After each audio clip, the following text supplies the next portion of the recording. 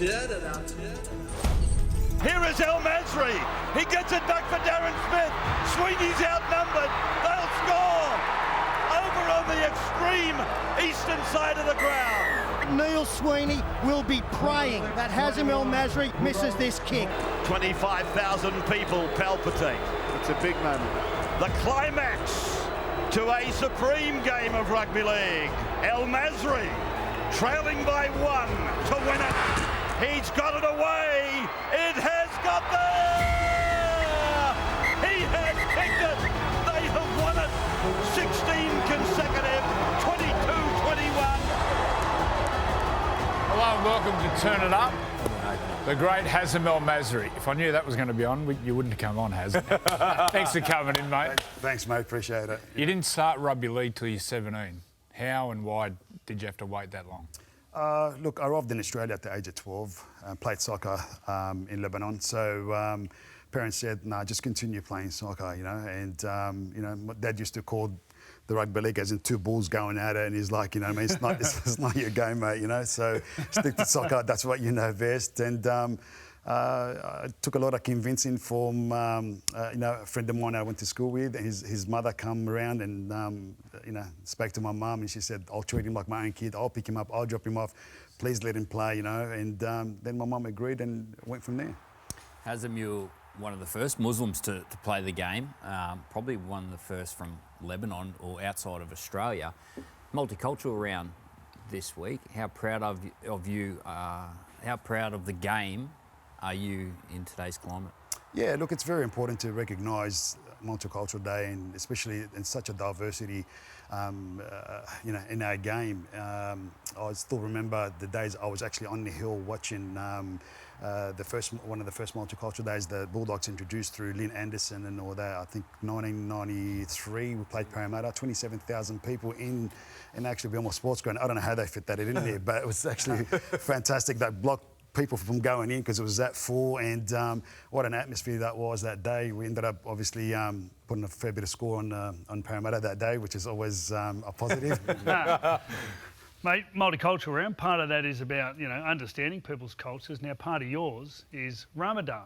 Yep. And you go through a period of the year where you basically don't eat or drink during the daylight hours. And, Payne Haas, is it just finished? Just finished, yep. It's just finished. Now, what's it like? What's it like training and playing while during Ramadan you can't eat? Other than training and all that, there's always a purpose and wisdom behind it. Obviously, it's sacrifice. It's a month of worship. It's a month of, looking after the poor. It's a month of cleansing yourself, above all.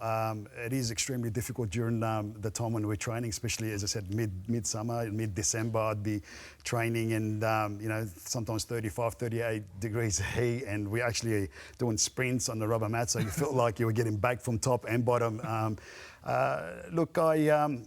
The first couple of years I didn't say anything, but I was struggling, to be honest, especially in a full time. We trained early in the morning, and back then 16 to 17 hours fast. So I'd actually finish training about 12 or 1 o'clock, and I'm just suffering for the next six to 7 hours. Can't go to sleep, dry lips, and all that. But again, look, once you know the wisdom and the reason behind it, it just makes you stronger and all that, So, Hazem, you played in some pretty formidable Bulldogs football sides. There was a period there, sort of late 90s, all the way through to mid-2000s. You guys are like the benchmark of the competition. What have you made of this current crop playing in 2025? Yeah, look, I described them, I had a question like that before, and I described them like the 2001 when we were rebuilding. We had guys like Braith and Sherwin coming through, William Mason, Matty Utah the year after that. So we had a good crop of juniors coming through, and we reaped the rewards of that in 2004. Obviously, we got close in 02, salary cap dramas, and in 03 we lost in the prelim against the Roosters. But then 2004 had guys like Roy Asatasi. We actually bought Marco Emile, which made significance in our forward pack as well. So that crop now reminds you of the 2001 building. So you never know what is ahead. I think in the next hopefully couple of years we'll definitely challenge for another title. Your goal kicking was exceptional. When you played for New South Wales, you nailed 3 from 3.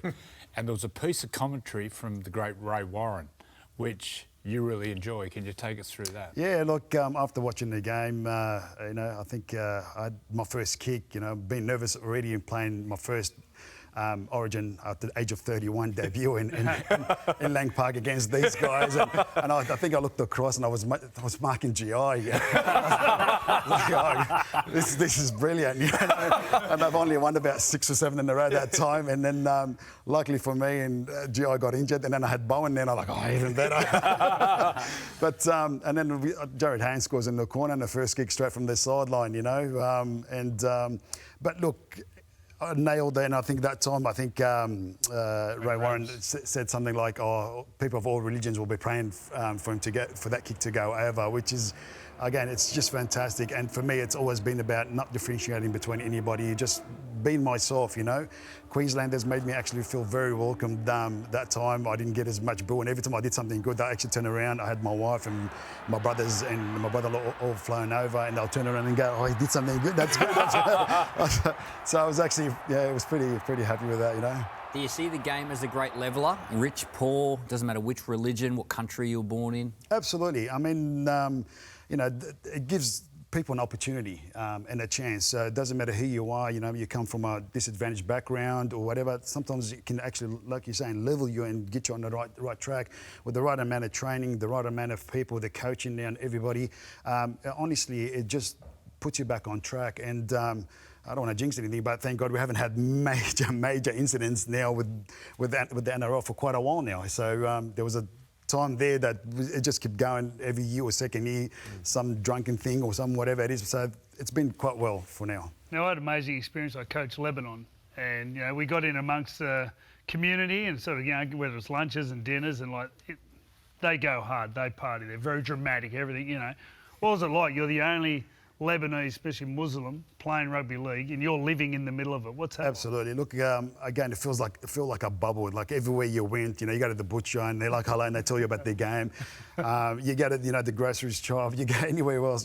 So it was actually pretty hard for me. I'd send my wife and all that to do all these chores and that. But look, when times are going well, they're fantastic and they get behind you and they tell you all these things. But when times are going tough, trust me, that lets you know. Sometimes you just want to stay in your car and wind the window up. Quick story though. So 2004, we made the grand final. We beat Penrith that time. Scored 22 points, 3 tries, 5 goals. Should be on top of the world, going to a grand final. I missed 3 goals that day. I was very disappointing. I was disappointed in myself. So I was sitting in the back of the bus and I'm just sitting there like that. We arrived at the Leagues Club and just people were everywhere. Our fans are everywhere, knocking on the bus. And then I hear just a poof, poof, poof, you know what I mean? And I'm like, okay. And then poof, poof, poof. And I look down and this guy looked at me and he goes, 3 kicks. What? His mates are saying to mate, he's like, 3 kicks. What happened? It wasn't Conafrura. That's not Conafrura. I've gone. I've gone to myself. I just got 22 points, mate. It's playing on my head. I don't need that right now. So, but look, they're just passionate about their footy, mate. What about the Bulldogs as a club recently been inducted into the Bulldogs Hall of Fame? What does that mean to you? Yeah, look, for a kid that arrived late, or not arrived to Australia at the age of 12, took up rugby league late. At the age of 17, went to 5 minutes away, Belmore High School. Used to go and watch the games at Belmore all the time, from under 21s to reserve grade. And when I finished my soccer game, take my friends in there. Up on the hill, I sat a lot with my school friends. It's a proud moment. Even after back then, we used to jump on the field as well. So you jump on the field, you smell that, that smell of the grass and the deep hit and all that, and you want to be part of it. You kick a goal, or you do some bombs, and you're trying to imitate exactly what these, Bulldogs players or players in general. So to be able to sort of be in that position now and being inducted, it's really like, it's probably sinking in slowly, but it's a massive achievement for myself and the local community and any kid out there that's actually, striving to do these things. Your dreams can come true. You're one of the greatest goal kickers our game has seen. Outside of that one against Joey's Knights, have you got a favourite kick? Like a big kick, a pressure kick? Yeah, look, it's probably two of them. The grand final one, I missed one before that, and I nailed one from the sideline. And probably the Sharks one is one of my favourite because you know, the amount of wind, you know, it was just, it was. Oh, that one. Bennett. There it is there. Yeah, so I Bend it like Hazem. There was a day at Penrith where the wind was unbelievable. There was another one too, obviously. You hit Penrith. 3 or 4. Yeah. And you shaped them all different ways. I remember I was sitting there and Gus was commenting, and you were hitting them low, hitting them high, into the wind. Look, that was incredible. You know, being a guy, you've got to adapt sometimes. Sometimes you overcompensate and you miss, you know, many of the players on your head, and sometimes you go, no, let me adjust a bit. You know, that Newcastle kick, for example, I adjusted thanks to Joey. He probably doesn't know that, but he had the similar kick first half. So I was watching what he does, and I thought he gave it too much to the right, and it came back really sharp, and it just missed. And I was like, okay, I'll put that in the bank. So if I get a similar kick, always my So what you're saying, Joey missed and you got it. What about when this bloke? What about when this bloke overtook you for those points? Filthy. Look, no. It was, I know, you probably feel the same. Oh, no, if it took years. No, I'd won enough stuff. Anyway. Look, I've always said that. When I retired, I think I had an interview and I said, look, records are always meant to be broken, and there's going to come a time where things like that are going to happen. Oh, look at you, the boys. They're smashing 2 minutes. We had to come up with something there. Now, do you think someone can get Cameron? Oh, yeah. Look, eventually they will. You know, I mean, what Cameron has achieved, especially the games, 400 and something, 30 games, well, that's just enormous. You know what I mean? They've never had before. And look at him, he's just standing there without a wheelchair. So, but look, again, I always say records are always meant to be broken. Somehow you get one bloke that will have, you know, good, nice 15 years, kicking from the beginning to the end, and you know, being in a position to score tries, and it'll definitely happen. You know, so. But a long time. It'll be a long time. The Bankstown and Belmore area, big Lebanese community. How do we get more of these Lebanese boys and girls playing rugby league? Look, I think we have to go deep in the junior system, trying to sort of promote the game a lot more. I know we did that for a long time when we were at the Bulldogs. That's one of promote the game how? Sending players out there as much as we can, you know what I mean? Schools. Even ex-players. I'd love to see more ex-players actually that retired have a role to be able to sort of go coach these type of players. For a long time there, we probably struggled to get halves and 5'8", like everybody's seen. So by sending someone, you know, influential and know what they're talking about, they can coach their coaches to coach the kids, because at the moment you get a lot of volunteers, you've got a lot of parents that actually go, and because their kid is playing, so they want to help out, but they don't know much about footy. So I think going back to the fundamentals, you know, and just hit it where it needs to be hit. Would you like to be the figurehead of that around the Belmore and Bankstown area, actually going to the schools and encourage these? I'd love to. Kids? I'd love to. I'd love to see something like that happen. You know, where it'd be like a nice committee, and just certain you know, certain ex-players can go, not just in the Canterbury Bankstown area. I think we just needed. Everywhere, you know, I mean, the Blacktown area and all that, it's just so diverse, and so much players come through that system over there. So obviously the Illawarra areas and all that, so they're rich with the right talent. I think we just need to keep working on them and keeping them in our game, and improve their pretty much their skill. So one thing you were talking about off air was that you actually came through touch footy. Yeah. So how important is touch footy when you talk about areas like Blacktown, Bankstown? How important is touch I think, footy? look, touch footy, Oztag, all these games now, they actually have been played by both, you know, men and women. I remember when during the off-season, I'd go and play a bit of Oztag or touch footy, because it just, you know, it gives you that little bit of spring in your step, being able to sort of, I guess, show your skill, or work on your skills a little bit more with players that haven't played, obviously first got in there. Just, you know, gives you a bit of a sharpness to that. And I think these games are growing. In particular, I think the Oztag. Devout Muslim, obviously. Never touched alcohol. How did you go playing with Willie Mason? Yeah, actually, Willie's one of my favourites, to be honest with you. He's loud and full of comedy and full of jokes and that, but he's so respectful, you know. And he was respectful. Yeah, absolutely. I remember one time he said something as a joke, and you know, it was funny. But then I walked up to him later and I said, really, you can't say these things because it's actually offensive. I know you didn't know, but it's like, and mate, he said, I'm sorry, I'm really, I am. I didn't know. I said, no, that's okay, just for next time. And, majority of my teammates were like that. They were very supportive. Come Ramadan, as I said, they were supportive. Come, different times, we went through a tough time there as being a Lebanese Muslim from September 11 to Bali bombings to the Cronulla riots. It was so difficult, but honestly, I remember with 9/11, I had one of the guys come up and he said, when I walked in, he goes, don't even explain to us. We know what you like. We know what... We can see the religion, the Islamic religion through you, and don't even explain to us. We know these are just, individuals that go outside the religion and do these things. So the support was always there for me from my players, Another player that's also a Muslim is Sonny Bill. Yep. Now, you saw him at the start. He obviously went down a different path to you. But how have you seen his career and the way he's gone through life? Oh, look, I love what Sonny's doing at the moment. He stands up for justice, which is very important, especially what's happening in Palestine at the moment. It's something that a lot of people don't want to talk about, and when you do, it's either you're shunned or you got demoted.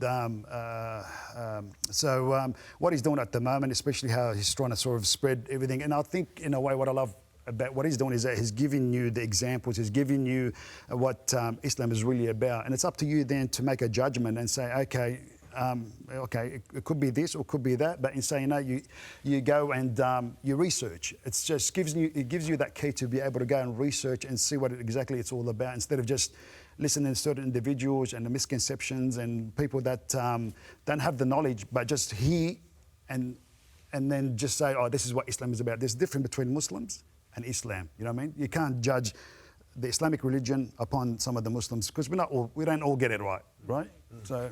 Now, you're going to stick around for the pass-off, but you've brought in a gift for us all to yeah, like just some handmade, we call it ma'moul. So after Ramadan, we obviously have a bit of a Eid, which is like a full of festival and food and all that. And the wife made these. These are traditional Palestinian ma'moul, made from dates and cinnamon. And love dates. They're also nice and healthy. Thank you. Well, thanks for coming in, Haz. And you're going to stay around for the pass-off. Yep. How they taste, boys? Yeah, all good. Welcome to Turn It Up, and we have a special guest, the great Adrian Morley. Mods, thanks for coming. Thank you. How much judiciary time would you have been if you were playing now? I wouldn't have played many games. The ratio wouldn't have been good anyway. No, it wasn't great back in, but you can't do anything now. But no, I love the physical side of the game. But yeah, you can't do that now. Me and Freddie always talk about tough players, and we say they're tough, but then there's Pommy tough. Some of the players one in particular, Barry McDermott, who played all over, played in Leeds, played for other clubs. Did you ever have any run-ins with Barry? Just once. Thankfully, I played most of me club rugby in England with Barry because he's a good person to have on your side. Because he hit Paul Sirenen with an elbow, which nowadays he would get life. Get jail for that one. Here it is here, off the kickoff. Look at that elbow. Yeah. And they used to chant at games, Barry's going to get you. Look at that elbow. Beauty. Yeah, so I played a lot with Barry, but as I say, it was good to have on your side. But the only time I played against him was once when I was playing for England against Ireland, because he played for Ireland, Barry. And another time when in the 2005 Grand Final, I was guesting for Bradford. When you went over to Warrington that time, I was at Bradford. We made the Grand Final. It was against Leeds. And they did actually build up, leading up to the game, Morley against McDermott and all this. And then in the Grand Final, he caught me a beauty. And then I was on the floor seeing stars, and Justin Harris, who's a friend of Barry's and myself, he said, "Get up, you're going to get Barry in trouble." And I was thinking, I'm not doing it on purpose. I said, I literally can't get up, but I did get up and carry on for the rest of the game. So he's got the bragging rights between him and I. Yeah. You say you like that physical side of the game. Did you like that confrontation? Did you pick someone out in the opposition every game and go, that's who I'm going after? Yeah. So we had a bit of fun with that. So I had my little black book, particularly in Sydney. and whoever was getting on my nerves that week, I'd put him in the book, and then that'd be it. Then I'd go for him. And then my teammates would be coming up to me, can you put so-and-so in your book? It's a right idiot. And then I was happy to oblige. But me and Pete Cusack was rooming the Ezron, and then we'd wake up in the morning, he said, right, Moz, who's in the book today? And then we'd just pick an opponent. And but it was good because it gave me something to focus on. And as I say, it was a bit of fun. Well, the book had a good memory. I remember Owen Goodenbill. Remember he got Ned Caddick? He did, yeah. I remember you said, mate. And then 12 months later we played him. We didn't play for 12 months. Yeah. And you hammered him. Nothing like holding a grudge. Yeah, got Went to the index. good memory. Well, what happened after the game, Ricky Stewart showed it on video. And it was a great shot, it was a brilliant shot, but he was offside, and just when he stood over him and gave him all that, Ricky said, "That's I don't want to see that ever again. If anyone does that ever again, you go and stick up for your mate." And it stuck in my memory, and it took me 12 months, but I got my own back on Owen, and it was it was a nice feeling. Be good reading the book, wouldn't it? Oh, wouldn't it? There was always a boom about you, Moz, and teams obviously tried to get you out to Australia. Why did you choose the Roosters? Well, I played a test match for Great Britain. You might have played up in Brisbane in '99, and I played well. We got well beat, but I played well. And the great Arthur Beetson come up to me in the players' bar and said, "I want to talk to you about playing in the NRL and playing for the Roosters." Nick Politis was also in the room, but that helps. I didn't think too much of it at the time, to be fair, but Graham Murray, who I'd worked with in England for a couple of years, he got the head coaching position there a couple of weeks later, and I thought, you know, it'd be great to work with Muzzler again because I got on great with him. So that's how it happened. I had another year on my contract at Leeds, so I was happy to play that out. But halfway through that year, that's when I made the decision to sign. But I was only 23-year-old, so young really, still a kid. But so glad I made the decision. It was fantastic. Mate, on Sundays, you used to go missing because you used to go to church. And even if we had an away game, you'd always find time to go to church. You know, I think when you watch you play, you'd think the last thing you'd be doing is going to church. But a lot of apologising. What did it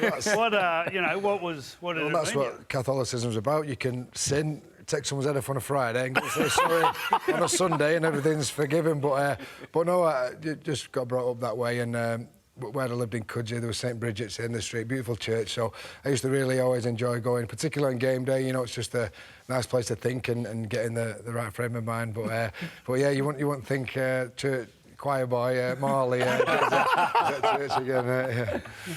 What about when you moved out here? You grew up in Salford.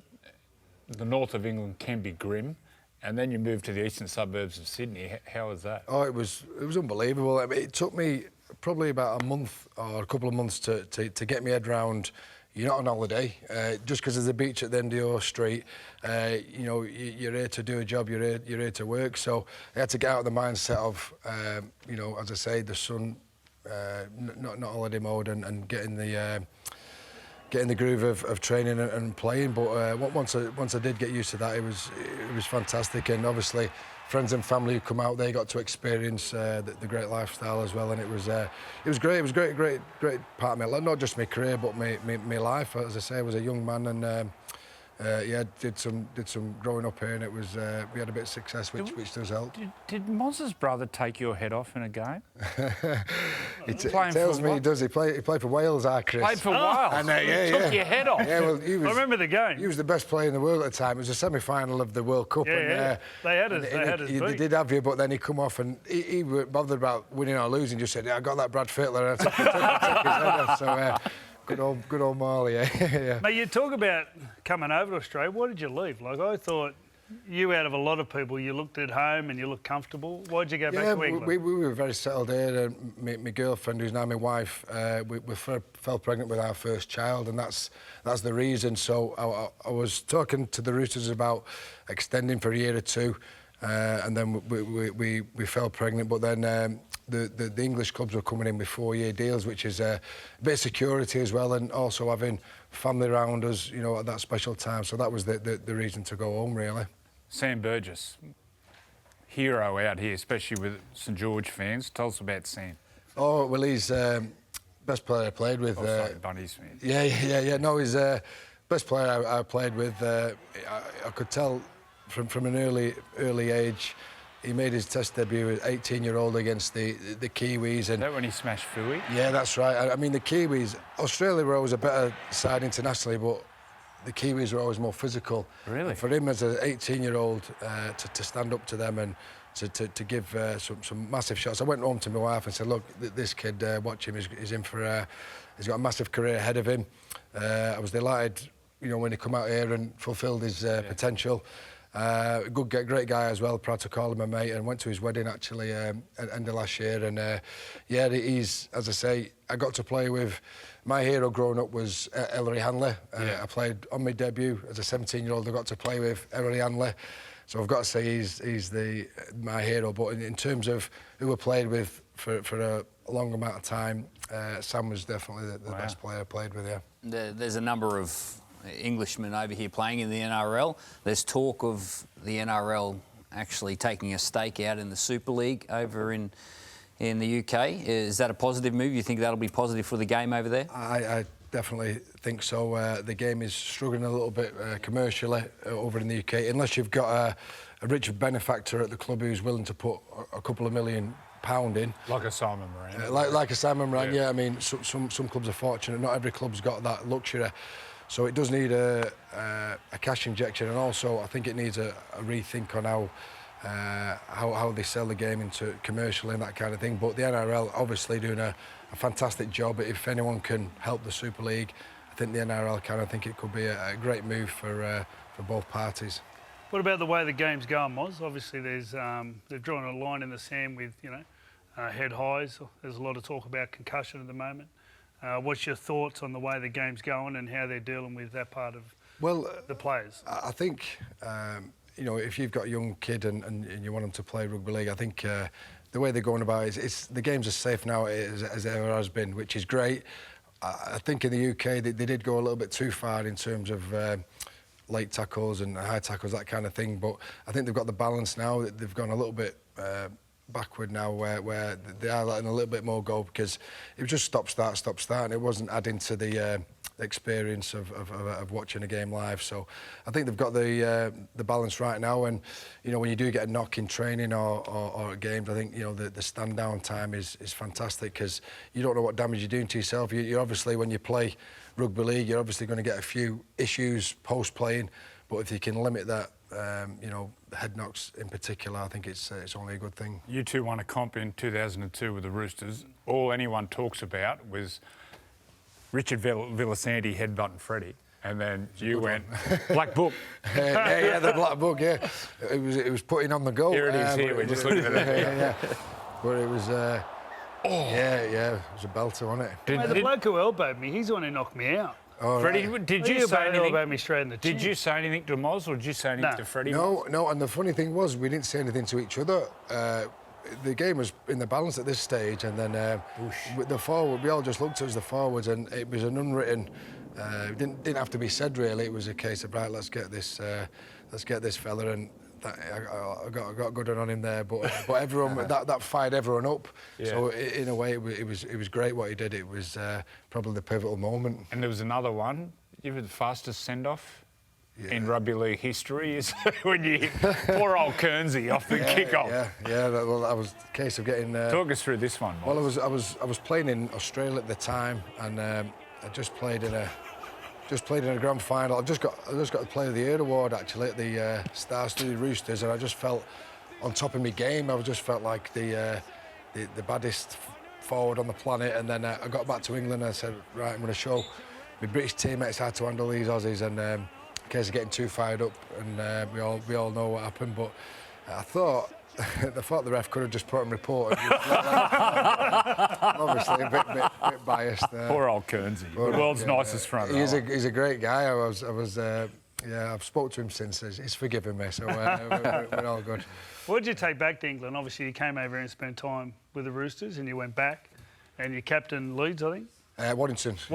Yeah. What did you take back? What did you learn from Australia that England needed? Well, I was just amazed at how fit the players were when I come over. When I was playing for Leeds, I was probably one of the fittest lads there, but I got here and very, very fit side. There was, you know, Rico and Simon Benetti, Fitzy, and I was way behind these guys, so I had to work on my fitness to keep up with these guys. So, but then, we was a fit side, you know. We had the defence, you know, rushing up, and you can't do that unless you're physically fit. So I took that back, and you know, I always tried to lead by example in training, in the fitness side in particular. So I think that helped my game, and I did actually change the way I played the game. When I got asked the captain Warrington, I just thought, I don't want to be a captain getting sent off, getting suspended, that kind of thing. So it was only a subtle change, but proud to say never got sent off for the rest of my career, and as I say, try to lead the way fitness-wise. So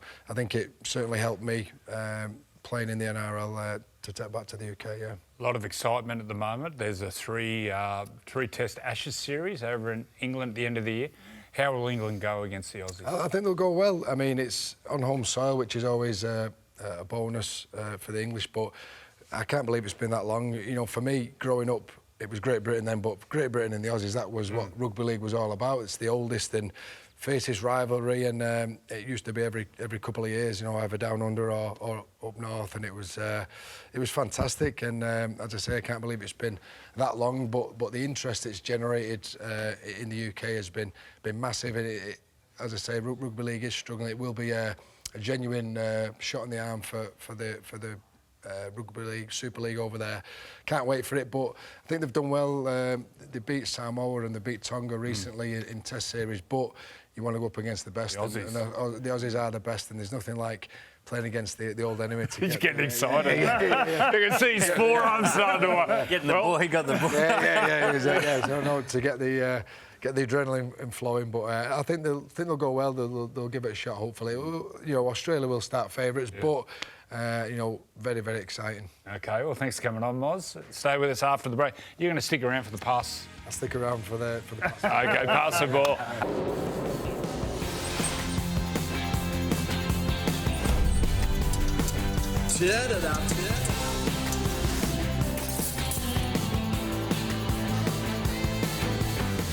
Hello, welcome to Turn It Up. We're seeing the prowess, sporting prowess of some of our former PMs, and good catch. Oh, there we go. And there's Scott Morrison doing WWF. He's squashed. And my next favourite one is Boris Johnson, just absolutely poleaxing the kid.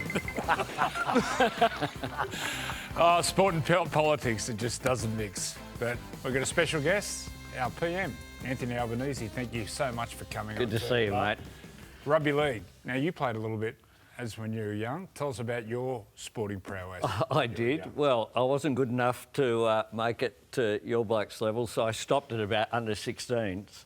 But I loved it. I played for my local school, little St Joseph's Camperdown. We wore a black jersey with a white single V, little red bunny on the the heart. There we go. There we go. What position? That was at Moore Park. Well, then, mate, you just wandered around in under sixes and sevens. But I played around the scrum base. Yeah. Usually I was a skinny kid, so I played halfback, 5'8", sometimes slotted in at lock. I was a goal kicker, but when people started to get bigger and I didn't, it was time to concentrate on tennis. And you're a Mad Bunnies fan, South Sydney fan, lifelong. Why the Bunnies? What made you follow the Bunnies? Came out of the womb with a red and green eye. My family were always South Sydney supporters, and it was a great time to be a kid, a junior, you know, meeting the heroes, Johnny Sattler and Lurch O'Neill and the full bit. I grew up in Camperdown, which was in the Housing Commission area in the South Sydney Council and City Council area, and I loved it. What about when South were kicked out of the comp? Well, I was on the board in the 90s, and they were pretty tough board meetings, I've got to say, at that time. At one stage, we had one employee. We were down to Nan, who was the woman who answered the calls, and we're all chipping in to keep her salary going. And we helped organise those fantastic marches to Sydney Town Hall. Isn't that an iconic shot? And it was just absolutely wonderful, the demos, and it was just a part of who we were, and we fought our way back into the comp. I stayed on the board until about 2003-04, and then we had the change when Russell and Peter Holmes of Court came in. That was so good, wasn't it? I supported the change, I had lunch with them and I said, why can't you just sponsor the team? Why do you have to own a portion of it? And they said, well, their CEO tells us he spends 90% of his time on board matters rather than on the footy team. And I was like, yeah, that'd be right. You're right. Let's go. Yeah. Wow. And so we had the big meeting, 3,500 people at Acourse Stadium there, and the vote went through, and we won the comp in 2014. And it was fantastic because I got to take my son, and we had Ray Martin and Nick Pappas and Andrew Denton and all the people who'd been a part of that struggle to get us back in the comp. We all brought our families there, and I got to take my son to see South win the comp, just as my mum took me in 1971. 71, there's a yarn there, isn't there? To see South beat St George, and we were on the hill, and those were the days when everyone walked in with an esky. I think it was a limit of either 1 or 2 cases each. And so by the time 3 o'clock came, there was a lot of exuberance on the hill, and I couldn't see as a little kid. So these blokes in front of us said, oh, we'll help this young kid there with his mum. Put me on their shoulders every time South did something good. I got chucked around the hill. And my mum used to say it was great that she saw South win the comp, except that she didn't see any of the game because she was worried I was going to land on my head. Now, but rugby league's a tough game, as you know, but politics is absolutely ruthless. Now, you get attacked for anything you do. And so a lot of it's pretty personal at times. How do you deal with that? Oh, you just have to wash it through. If you worry about it, you wouldn't get out of bed in the morning, I think. It is difficult, and for people who don't know you. I think one of the things about social media, don't want to get political here, but we're taking action about young people and social media because people will say things anonymously that they'd never say to your face. And so it's just something, don't read the comments. Yeah. Now, mate, what happens this election coming up? What happens if you and Duddo up there are neck and neck? Mano y mano, who wins? Man on man, who wins? Fisticuffs. Mate, I'm fighting for Australians, not fighting with them. Good call. So that's my objective. Something big's happening in the NRL. A couple of years, the P&G franchise comes in. You were right behind this. Tell us why you're right behind it. It's the best example of soft diplomacy that probably Australia's ever done. Well, explain what soft diplomacy is to people at home. What it is just engaging with our friends in Papua New Guinea. Papua New Guinea next year will celebrate 50 years of independence. Before then, they were part of Australia, and they defended us in World War II. We're great friends. Last year, I walked the Kokoda track, a great honour of my life to do that, paying tribute to the veterans who helped defend our country with the support of the people of Papua New Guinea. They love their footy. They are so passionate about it. Every year we have the PM's 13 games. And so there's such an opportunity. When you think about Samoa and Tonga and how successful they've been, there's a lot more people in PNG than the rest of the Pacific combined. Is about 50% of the population is there in Papua New Guinea. Every one of them love their footy. And it's a great way of engaging, lifting them up with economic development as well. People will go and visit PNG for the games. Making the kids go to school through Exactly. Rugby League. That's going to be one of the conditions. It's how you give them that leg up, and they're going to have to do that. So it gives them something to aspire to as well. And so it's very important. It has strong support of James Marape, the Prime Minister. But the NRL have been fantastic, I've got to say, and all the clubs. They know how important this is. It'll make a difference to people's lives, not just men, but women as well. And they'll produce some pretty handy teams, I predict, over the years. And it also expands to the Pacific. It's not just to PNG. Yeah, no, they're going to engage as well with Samoa and Tonga, Fiji, and the NRL have done a great job in recent years. I think it's fantastic that people are playing for their country of heritage now. We're actually having real rugby league tests, and that's a great thing. I know you're busy on the campaign trail at the moment, but rugby league at the moment, are you loving it? What you're seeing? I know the Bunnies didn't win this week, but the game itself's in a pretty good place. A bit rough for Easter to see the Bunnies going down like that, isn't it? But yeah, I'm loving rugby league. It's faster than it's ever been, and the quality of the footy is exceptional. And it's good to see some teams that have been doing it tough are doing it a lot better. And hopefully South will finish strong. Talking about watching footy, you've got to confront all sorts of issues, and one of them is anti-siphoning, keeping games like Rugby League on free-to-air TV. What's your view on that? Well, on my watch, it'll be on free TV forever. I think it's really important that everyone has access to it, and that's why we've made sure that that's happened. Peter V'landys, as a sporting administrator, where do you rate him? Oh, top shelf, great to deal with, straight down the line, was very supportive of the PNG change, and he's very passionate about his support for Rugby League. For him, it's a vocation, not a job, and that's a great thing. What about expansion? Perth, the Bears coming back? I support expansion. I've got to say, as someone who represents Newtown, it'd be a good thing to see the Jets. They're going real well this year in the New South Wales Cup yet again. But I think it'd be fantastic to have a team based in Perth. It would make it truly a national sport. Yeah, that's a good There's shot. a lot of support out there. We just had you walking outside with a Newtown jersey on. Well, you hadn't much, mate. Look, there we go. Yes. Look, a little bit rough there, PM. that was the morning after the last election. Oh, so you had a big one. So it's a bit rough when they get you in your jammies. Well, you Tell look me pretty, about it. You look pretty fit. There was most of a time when you wouldn't associate politicians and being fit, but watching you on the trail at the moment, how do you look after yourself, and could you do it and not be healthy? Being careful about what you eat, not eating too many hot cross buns, but I might have one for Easter.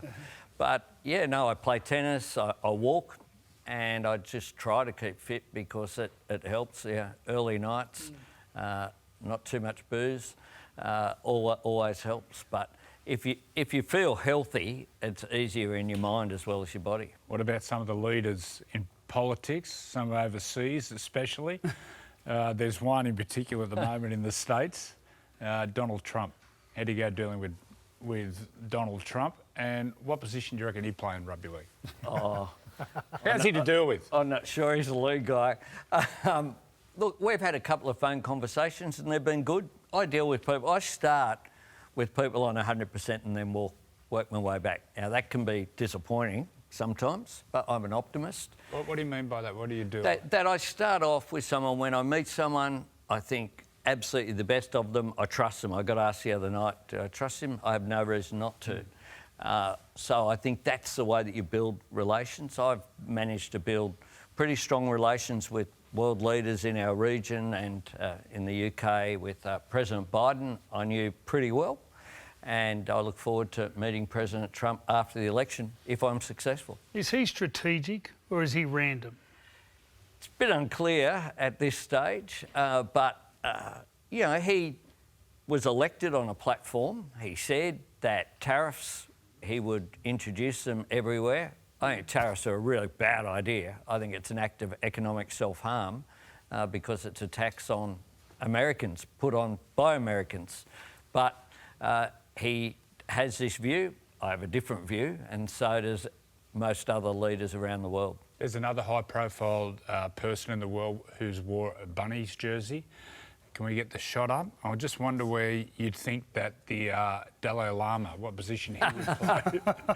And did any of the Bunnies know at the time who the Dalai Lama was? Well, the Dalai Lama, you'd have to keep him on the bench, really. Keep everyone calm. With respect, yeah, he'd be in charge of meditation at half time, I think. And get people in the right frame of mind, I think, would be the role that he could play. That's the power of Russell Crowe. Oh, Russell texted me during the week. He's currently in Budapest, and he's very happy because the Hungarian flag, of course, is red and green. So he said he feels at home. Yeah, but you spoke before about your campaign trail. You tell me off air. How much sort of sleep do you get a night? Not enough is the answer. Look, it varies, and a lot of the time you're travelling. It's hard if you do something heavy at night, like a debate. Then it's hard to just, crash, go to sleep straight away. So, 4 or 5 hours is a good night. What about the opposition, the man Peter Dutton? What do you make of him? What do you make of what he talks about and what he's preaching, and then as a person? Oh, look, my job is to put forward our agenda. I don't regard it as personal, and personally we can have a chat and get on okay. We just have different values and different views, and so it's up to the Australian people to make their determination. They'll do that now. 13 days to go. Who's counting? Magic Me. round. What were you thinking? Mate, no We're matter in magic round. We're going to be all up there. Am I going to vote? No matter, you can vote on Tuesday. Oh, Tuesday. Polling Right. booths are open. 2 sleeps to go. Leadership in rugby league. One of the greatest leaders from South Sydney, from the coalfields where I'm from, is this man here, Johnny Sattler. Played with a broken jaw. Legend.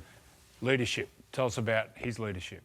He was just such an extraordinary fellow, and I met him when I was a little kid, and he always had time for kids and for people in the South Juniors. And when we were kicked out of the comp, he of course was based then up in Queensland. He'd come down every time there was a rally, and people would just be inspired by him because of his courage.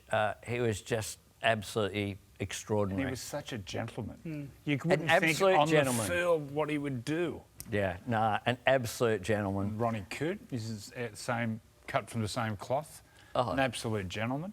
Yeah, they were great people. And then this mob stole him off the bunnies. Stole. Yeah. He saw better options. Well, there were a few they took. Yes. You know, but... What about some of the bunnies today? Latrell. Latrell's a legend, and I think he's going to have a superb year. And we need Cam Murray back on the field. When we get our top team back, it will be a pretty awesome side. It's a pretty good back line. I don't know where you play Latrell with Jai Gray's going so well. You've got to play him in left centre. What about the coach? What's your opinion of Wayne Bennett? He's just an inspiration for his players. I had him a few years ago. He did a lunch for us, a supporters' lunch of mine prior to another election. And what was interesting was there were all these blokes there who knew nothing about rugby league, and they were captivated by him because he spoke about how you motivate men to get the best out of them. And that's what he does. He doesn't say much. I've been in the sheds with him quite a few times. He's a man of few words, but people want to run through a brick wall for him, and that's what you want in rugby league. What did he say? How does he motivate young men? By letting them have control themselves and be the best they can be. So it's not you must do this, it's what do you think you should do? How can you make yourself better? And he's been incredibly successful, and you look at the players who are coming through, like young Jai Gray and some of the others who've been given a start, Tallis Duncan and others, and he gets the best out of them. And the other thing about Wayne Bennett is that he'll have them primed for September. You don't win a comp in April, he'll be working it through. Where do you get your inspiration from, and who have been some of your mentors? I had a fellow called Tom Uren, who was a mentor. I worked for him. He was a prisoner of war, captured on Timor, went to Changi prison, served on the Burma-Siam Railway.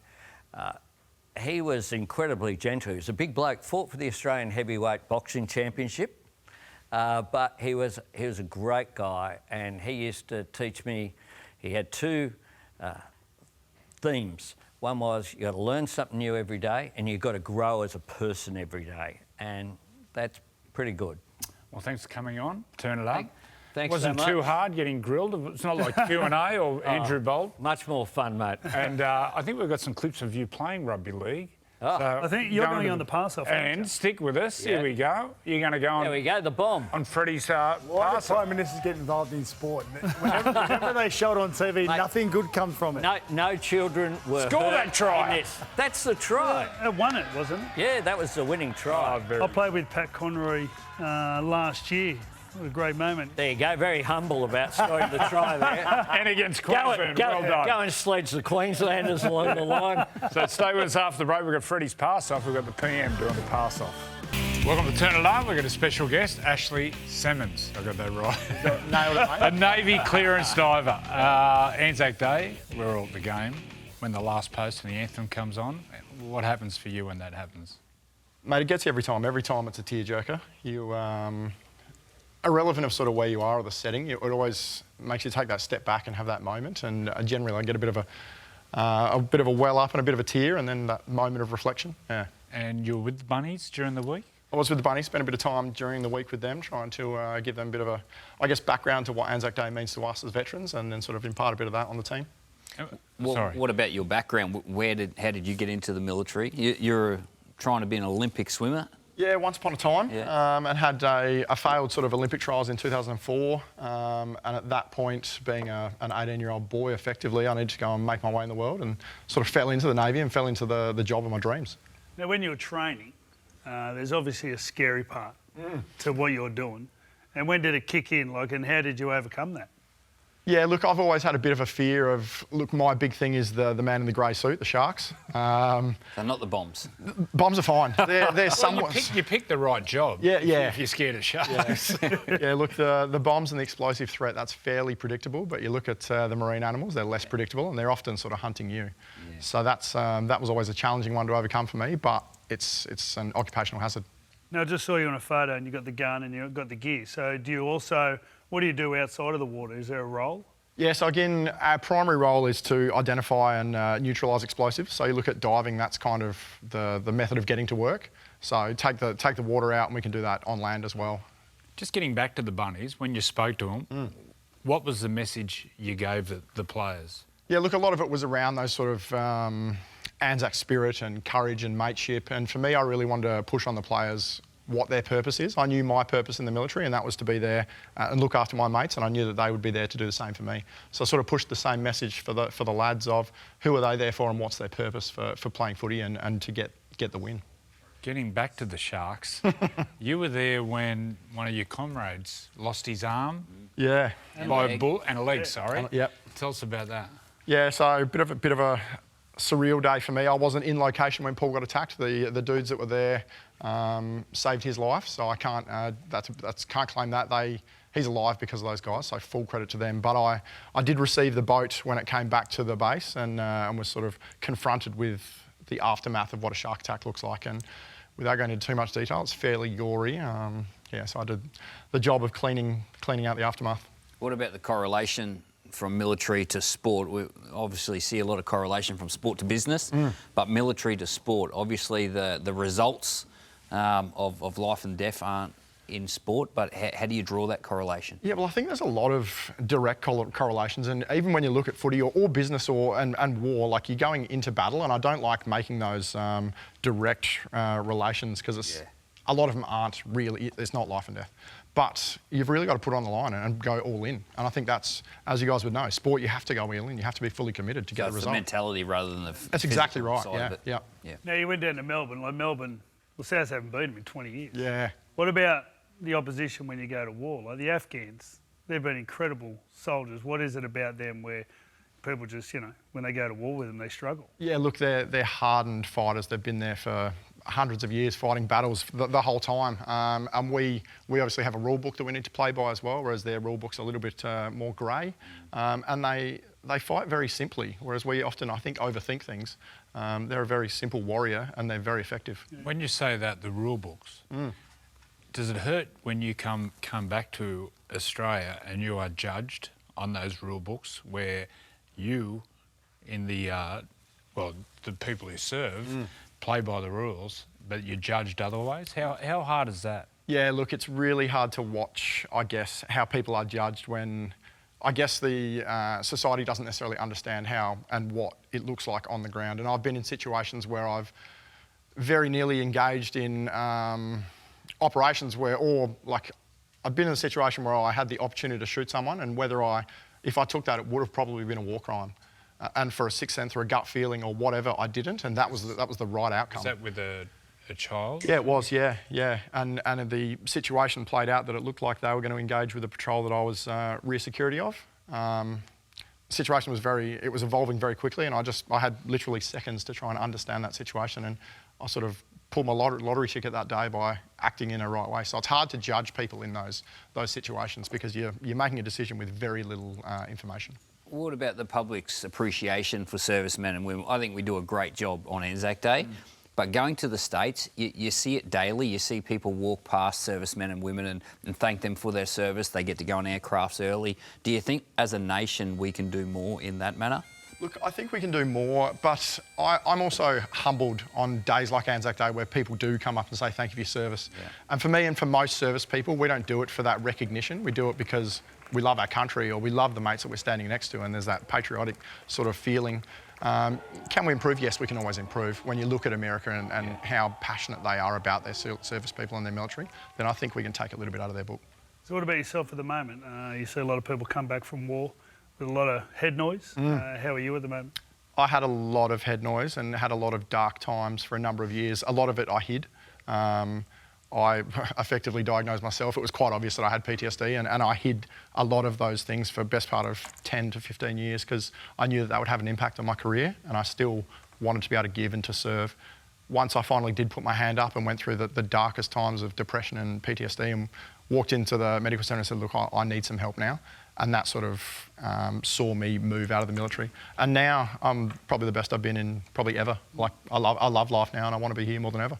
The other pain that you have is your back. And I believe you're swimming the English Channel. Is that right? Yeah, backwards? That's right. Yep. Yeah, Talk us through that. The back pain, I was blown up in Afghanistan, so that has some ongoing effects with my back. And because I've seen the outcome of what conflict and war looks like and how that results in things like mental health and physical health. So it's my way of sort of showing that you can improve, that a mental health diagnosis or a physical health diagnosis isn't a terminal illness, and that there can be improvements. So now I'm doing that to show that it is possible to come back and sort of come from the dark into the light. Getting back to Afghanistan, you were involved with an IED explosion. Talk us through that.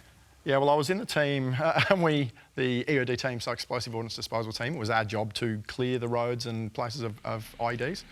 And that day we did a really good job. We did it really quickly. We just drove over it instead of doing it properly. At the moment, the world seems it's pretty sensitive at the moment. Yeah. What's your opinion on what's going on? And also, for people that were looking for purpose, would you suggest going into the armed forces?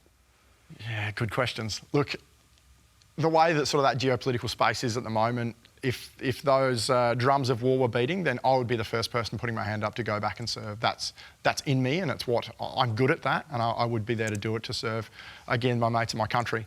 For others, look, if I look at the lens of my young son, would I encourage him to go? I would say, look, go and do it, but I'm not going to push you through the door.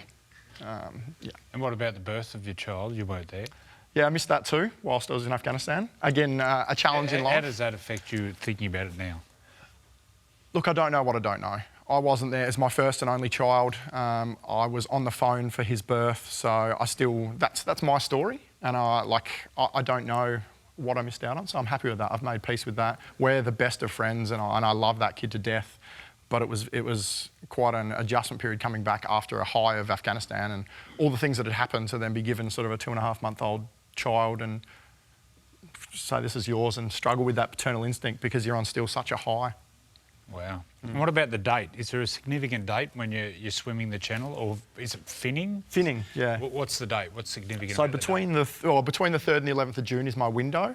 And then you've got D-Day landings in there. So ideally, if I can peg that date, that's a weather dependent and a few other things. So it's a bit out of my sphere of influence. But if we can get that day, then that'll be ideal. What does your training look like at the moment to complete that? So we're in the pool every day, finning, so on my back kicking away. It's been a very lonely sort of workup, running, swimming, cycling, all sort of individual things. So a bit lonely. I'm looking forward to it being done so I can get a bit of life back, but thoroughly enjoyable. How's your head bumping into the wall? I'm assuming you're going backwards. Do you see the wall? Yeah, well, I mean, same as you see the flags. And spend so much time in the pool that I know them pretty well these days. How do people donate? How do they support you? So jump onto the Navy Clearance Diving website. Is that it there? Might be on the screen. Yeah, that's the one. Yeah. Jump on there and people can donate there. That'd be much appreciated. You used to play footy, yeah? Played a little bit of footy. Yeah, played for the Navy team a few games in there, but I was away so much. A lot of touch footy on Fridays. The boys will all get together and we'll have a game on Fridays and tell each other how good we are. What position? Oh, mate, mostly the bench, to be honest. They'd put me in forward, and I grew up in Adelaide, so I'd also receive some kicks and take them overhead, being AFL. Yeah. And I learned the hard way with that. So picked up a few injuries, a few rib shots from that, and again, just being away so much. If I ask you leadership, what is it to you? What's leadership? Geez, on the spot. But for me, leading from the front, being the person that if you can't do it, then why expect others to do it? Treat people the way that you expected to be treated. And for me, like if you can, then you should. Therefore, I can swim, I can do the channel, I can do all these roles. So therefore, the people that follow me should be able to do the same. So lead by example. Thanks for coming in. That was sensational. And I understand you're going to stick around and do the pass off. Yeah. See if I can flick a few balls. Well, last week, our PM, Anthony Albanese, he killed it. So. Oh, pressure's on. Pressure's on. And no handballing. Yeah, that's it. Stick with us after the break. More of the Sunday Footy Show.